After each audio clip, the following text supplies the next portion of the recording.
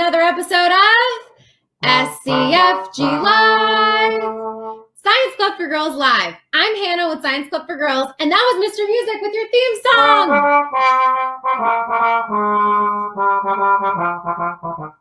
song. Very nice. Isn't it great to be back for another season, Mr. Music? It sure is. And this season's going to be even better because today we're actually accompanied by two guests. First, I want to introduce you to my good friend, Nimisha. Let's bring her in. Hi. It's so great to see you. Thank you for joining us for SCFG Live. Thank you for having me. Well, as you know, this is a show about science. And I'm curious, what is your favorite type of science? Wow. I love genetics. I love to see how genes play such a huge role in us humans. And I'm super excited to be here for today's experiments, Hannah. That's awesome. Now, as everyone at home knows, one of our really good friends, Dr. Marbles, is also here today. Let's bring him in. Hey! Hey, Hey, guys! Dr. Marbles! Hey, Hannah! Hey, Nimisha! How are you? We're good. How are you? Oh my gosh, I am so happy to be here. I've been like waiting and waiting. I was like, when's the next season gonna start? And here we are. I know. It couldn't come soon enough. And I'm so glad that you're back. What are you most looking forward to, Dr. Marbles? What am I most looking forward to? Come on. I'm looking forward to making those hypotheses and some predictions. No, Chicken. Dr. Marbles. Dr. Marbles. Dr. Marbles. We're not ready for that yet. We haven't even started the experiment. Oh, okay. Sorry. Don't worry. We'll be back eventually with that. So anyway, last season, we covered a lot of different topics. We talked about the water cycle, and we finished with some sweet candy science. And there was so much in between all of that. If you want to catch up, go to scienceclubforgirls.org and watch our last episodes. There's 25 of them. Well, this season, we're going to explore even more because like you said, Dr. Marbles, there's so much more to learn, and there sure is. And not only are we going to learn more, but we're going to meet so many cool real-life science experts. The best. I can't wait. That sounds like so much fun, Hannah. Yeah, let's get started, Hannah. Let's get started. Cool. Well, the first thing we need to do is talk about something called adaptation. Ah. Hannah, you mean like change? Well, you're on the right track, Dr. Marbles. In biology, adaptation is when organisms adjust to their environments in order to survive.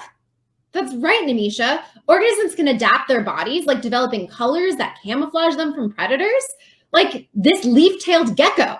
Can you even see that? It's kind of hidden in there. The leaf-tailed gecko can camouflage into its environment and look like the trees that it lives on. Pretty cool. Other animals, like these emperor penguins, huddle together to keep warm in their really cold environments. Oh, that's they are so cute. They're so cute. Really, really cute. Hey, Hannah, I have a question. Yeah? I'm just looking at those penguins who look real cold. And I'm thinking, when I put my coat on, like when I go outside in the snow, is that like adaptation? Am I adapting to the cold environment by putting my winter coat on? That's a great example. A lot of animals actually change the way that they look or change the way that they behave to adapt to their environment to better suit those environments. Kind of like when you put a coat on to make it more okay to go outside in the cold. And so today we're actually going to hop back into STEM and talk about some of these well-adapted animals, specifically reptiles and amphibians. Hey, Hannah, I love what you did with that. Oh, did you catch that? Yep, hop. I love that because frogs and amphibians, they hop around. You're so good. That's Hannah, right. You're so good. Oh, okay. Seriously, you're so good. All right, we'll send him away for a little bit. It wasn't that funny, was it? I mean, Hannah, I gotta say, you're pretty funny. I guess so. Well, it's great to see that in the chat box already. People are mentioning some of their favorite amphibians and reptiles. Like Mia said snakes and Jen said chameleon. Really cool. Well, let's talk first about amphibians. Amphibians live part of their lives on land and part of their lives in water. They're cold-blooded vertebrate animals that don't have scales. Now, you might be wondering, what's a vertebrate? Well, we're vertebrates. In fact, if you reach back to your back, you might feel something kind of like bony, and that goes all the way from your head down to your bottom, and that is your spine. Vertebrates are animals with backbones, with those spines like humans. So amphibians are vertebrates. Some examples of amphibians are frogs, salamanders, and toads. And I see another example here in the chat box that says axolotls. I think I'm pronouncing that correct, but I actually have seen these animals and they're really cool amphibians. They're kind of like a see-through color. Really cool. Thanks for pointing that out. Now, Misha, why don't you tell us a little bit more about reptiles? Well, reptiles can be found in a variety of environments. However, unlike amphibians, they spend the majority of their times on land. Reptiles are so cold-blooded vertebrates, but they have scales or bony plates on their skin. That's right. Did someone say bony plates? That reminds me of alligators. Yep, alligators, turtles, lizards, and snakes are all reptiles. Look at a salamander and a lizard. They look pretty similar, right? They definitely do, Nimisha. They look really similar. Yeah, but Dr. Marbles, there's one key difference between this salamander, which is an amphibian, and this lizard. It's their skin. Let's take a closer look with this first experiment. Sounds good. Dr. Marbles will check in with you soon. You know where I'll be. Awesome. And I also want to mention that Mia in the chat box said invertebrates do not have a backbone, and that's right. Invertebrates means no backbone, but vertebrates have a backbone. Awesome work. All right, Nimisha, what's going on for this first experiment? All right, so we're going to test the skin differences between reptiles and amphibians. We'll need 2 hard-boiled eggs, and one you'll want to peel them. Maybe ask an adult to help you boil and peel the eggs. We'll also need some food coloring, some water, 2 cups, and a knife. Be careful. Since we're using water, you may want to have a towel or something nearby. Awesome. I have 2 eggs here, and I think these eggs are going to represent amphibians and reptiles, right? Yeah. Which egg represents which, though? Well, Hannah, we said that amphibians are pretty slimy. So the peeled egg is pretty slimy, don't you think? It definitely is. So the peeled egg is going to be our amphibian model, and the egg with the shell is going to represent the reptile skin. An eggshell is hard and bony, just like how you describe the reptile skin. Awesome. So now that we know what each egg represents, let's do the experiment. First, put each egg into its own cup. Be careful with the egg with the shell. Don't drop it. You might want to nicely place it in there. Now, cover each egg with enough water such that it just covers it. Be really careful when you pour. You might have to ask an adult to help. All right, Hannah. All right. We're looking good. Looking pretty good. Not bad. It's kind of cool how if you look at the egg from the side, it looks a little bit bigger than it does if you look at the top. That's called refraction. We'll talk about that in another episode. Okay, now for the fun part. Time for food coloring. You need to drop about, 8 drops into each cup. 1, 2, 3, 4, 5, 6, 7, 8. I'm using red food coloring and it looks a little bit like kind of blood. It's kind of gross. 1, 2, 3, 4, 5, 6, 7, and 8. All right, now here's the hard part is we have to be a little bit patient because we need to wait 3 hours until we can check our eggs. And in the meantime, I think Dr. Marbles, it's time for... Now? What? Yeah, it's time for prediction chicken. Oh, okay. Well, before you said I tried to do that and you said it wasn't time. I know, I told you it was too early, but now it's time. Okay. You said earlier it wasn't. So I'm just saying, I'm just checking. Okay, but now it's time. So all right, give me a second. Give me a second. Do you want me to send you away? Oh, okay, all right. Prediction chicken! Prediction chicken! Woo! Oh, Hannah, how I miss the hypotheses. I know you do. It's your favorite part. It's one of my favorite parts too. Huh. But this one's a little tough.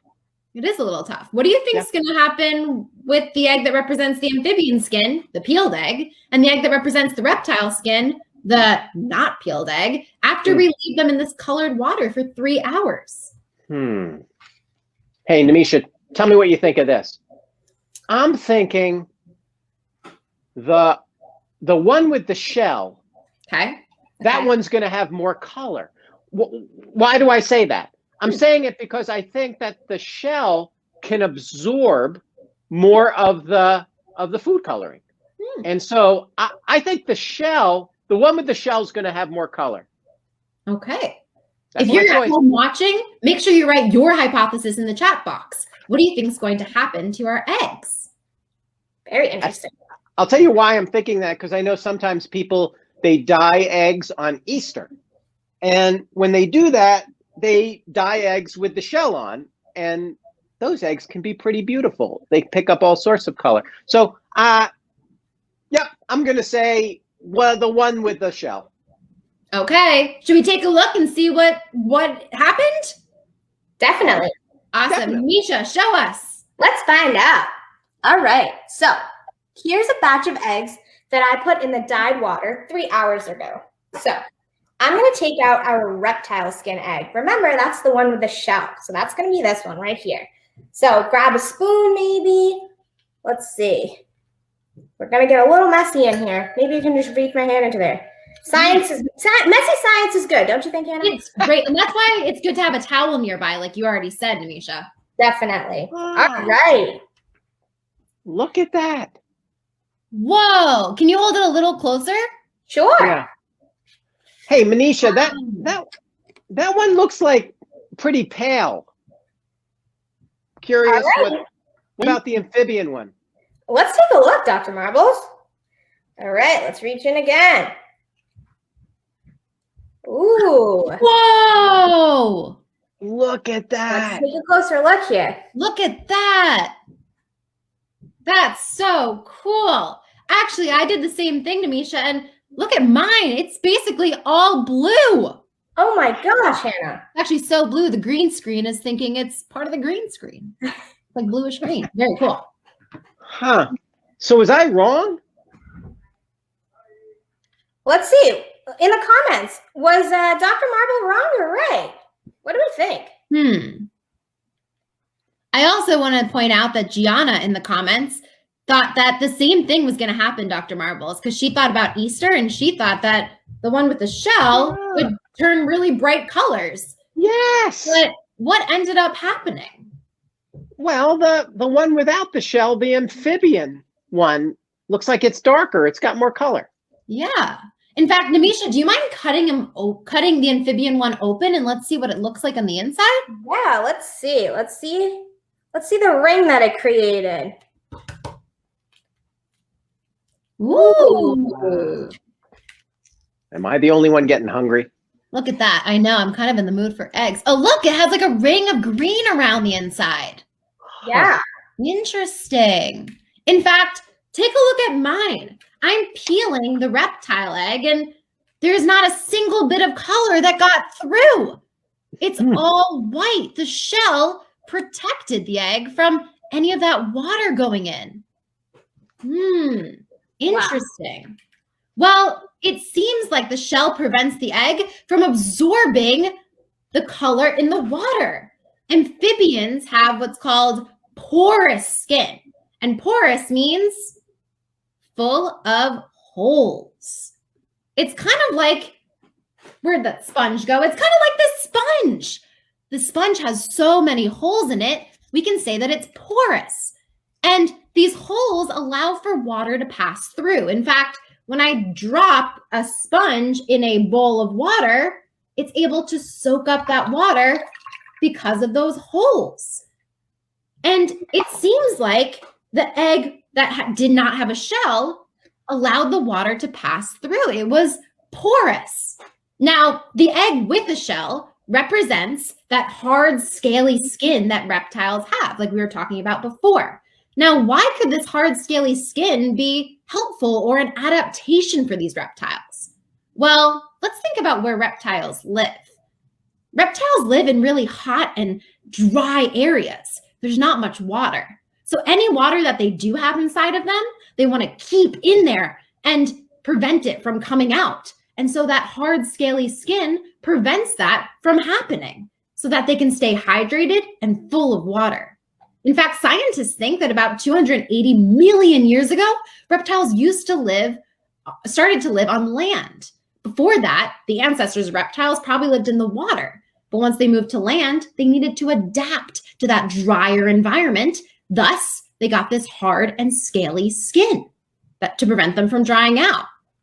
Hannah, that's a physical adaptation, right?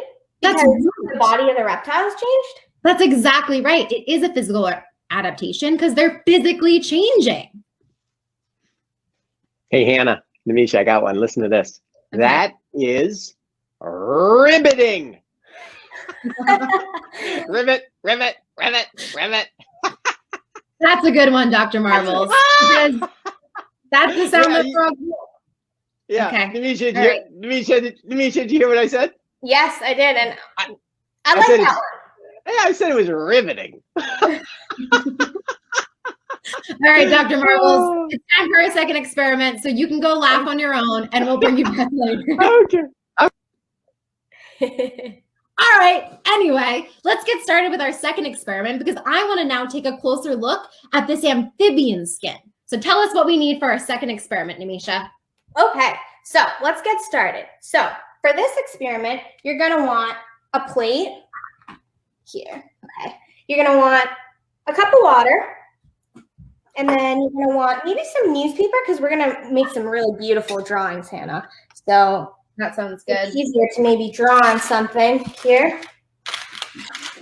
And then you'll also need a permanent marker. Cool. Let's get started. I got all those things here. What do we do first? All right.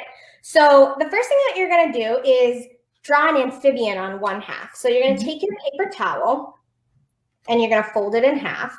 Okay. Oh, like a book. Yeah, exactly. And then you're going to draw an amphibian on this side. What amphibian should I draw?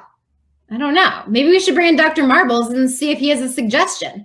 Or if you have a suggestion in the chat box, write it in. What amphibian should we draw? Hey, Dr. Marbles. Hey! What amphibian should we draw on our paper towel? My favorite amphibian, a frog. Ah, that's a good one. A frog. All right. You got it. Let's draw a frog. And you know what? While we're drawing our frogs, Dr. Marbles, I'm going to tell you some frog jokes. How's that sound? Oh, okay.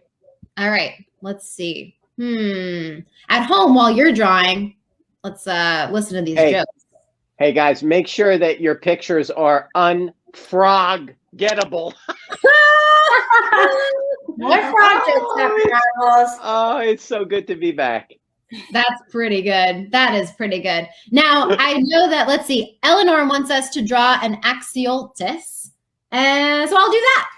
That sounds good. Now, it might not be the best one, but that's okay. Okay, Dr. Marbles, joke number 1 while we're drawing. Okay. Why are frogs so happy?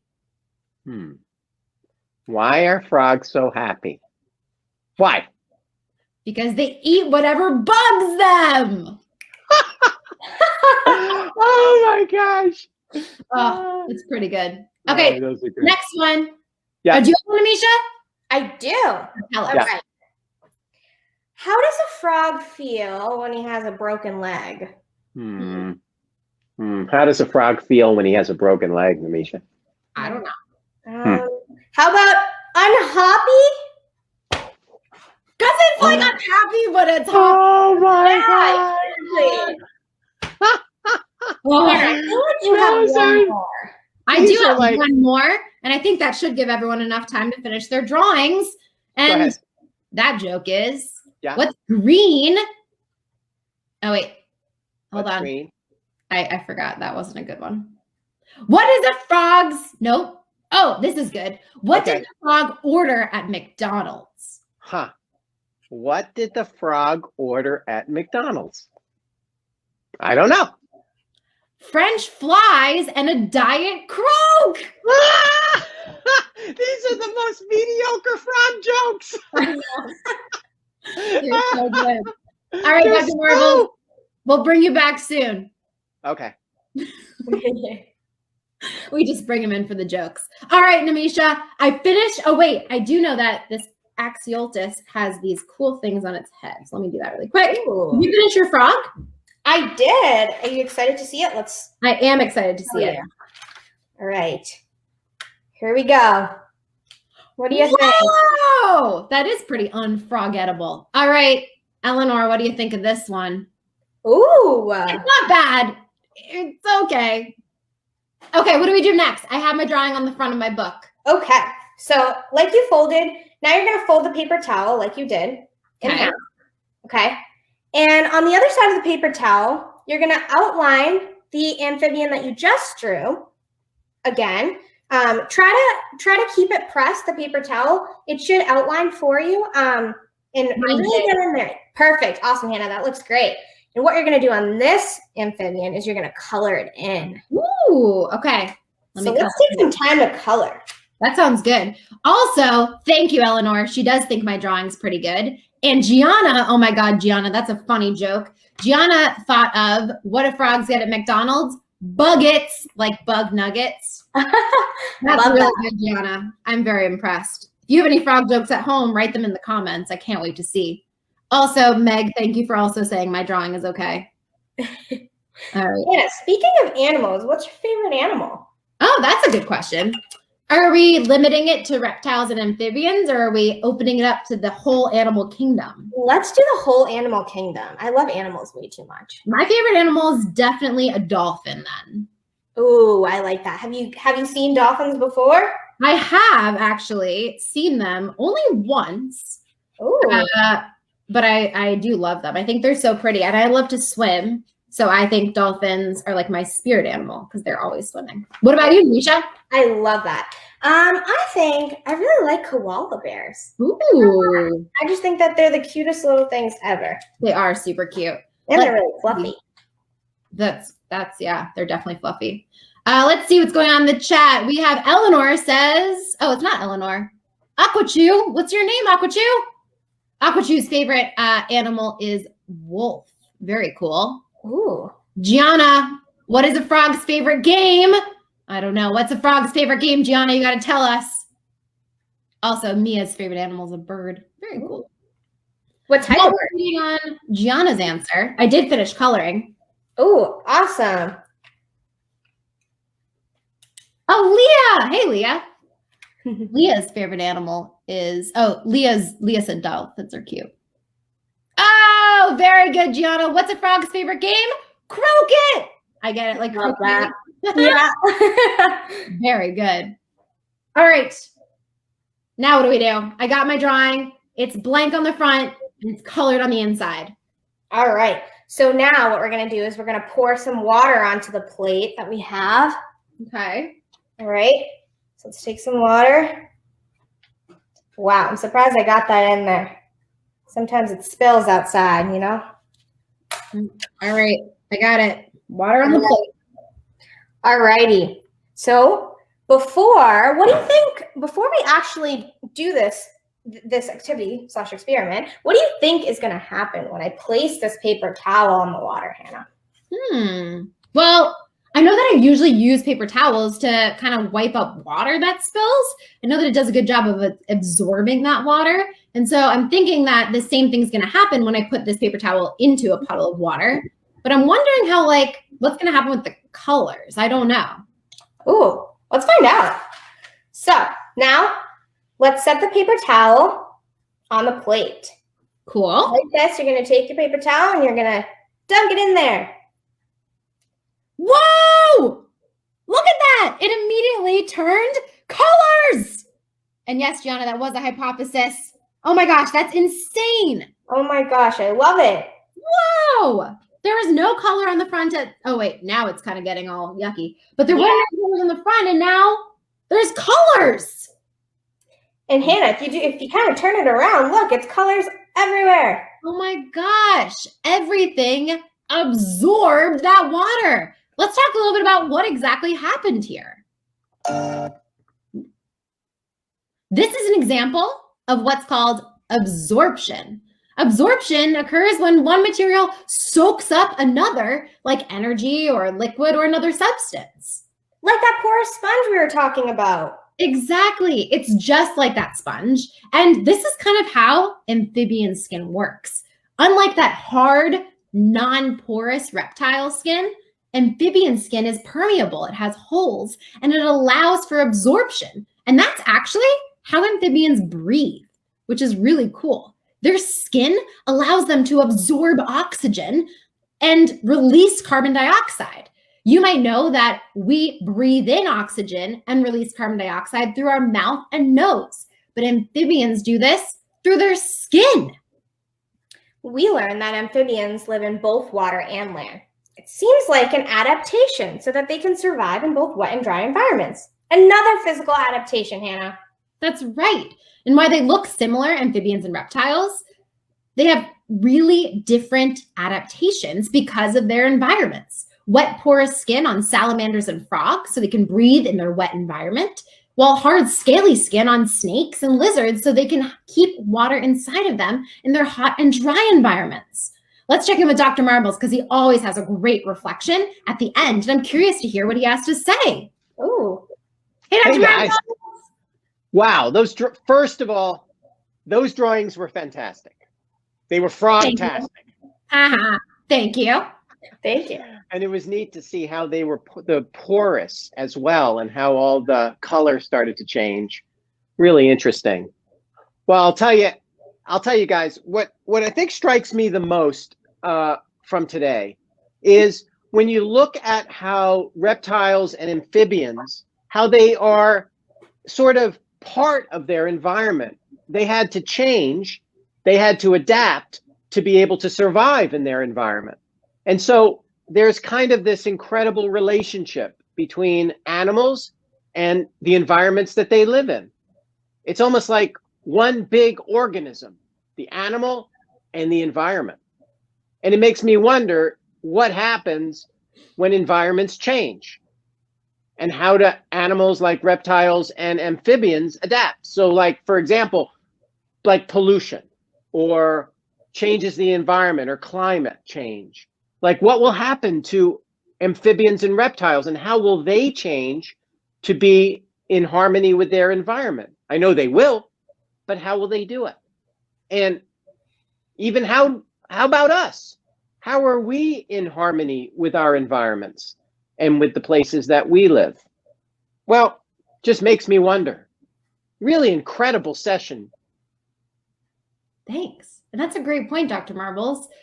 Different animals are affected differently and adapt in different ways. And water pollution can be really harmful to amphibians, especially because they absorb that oxygen through their skin and absorb a lot of that water too. And if there's pollutants in that water, that can be really dangerous. In fact, a lot of scientists actually use amphibians as signals on the health of an ecosystem or the health of a body of water, because they're so sensitive to pollutants. And that's just another reason why we always need to make sure that we take care of our environment. Nimisha, it's like reptiles and amphibians are like scientists along with us. Yeah. They're like our lab partners. Exactly. It's like those drawings, which I'm sure all of your drawings are beautiful, even more beautiful. It's like they came to life and they're reptiles and amphibians too. Yeah. That's a great really point. Cool. Now, I don't know about you guys, but I love animals and I want to learn so much more about animals. And so I think you're going to be excited to hear that next week we're having a guest scientist from the Atlantic White Shark Conservancy to talk about sharks. What? And I know I said next week, but that's actually in 2 weeks. In 2 weeks she'll be here. So I can't wait. I can't wait. It's that's going to be amazing. I know. Well, it's been a great show, and I'm so glad that you guys could both be here as my fellow scientists. And thank you to all of our young scientists at home. We've had so many awesome participants today. Thank you for your hypotheses and your frog jokes and all of your comments in between. Rivet, rivet. All right, here we go again. Rivet. It's been a great episode of SCFG Live. Bye, everyone. Bye, everyone.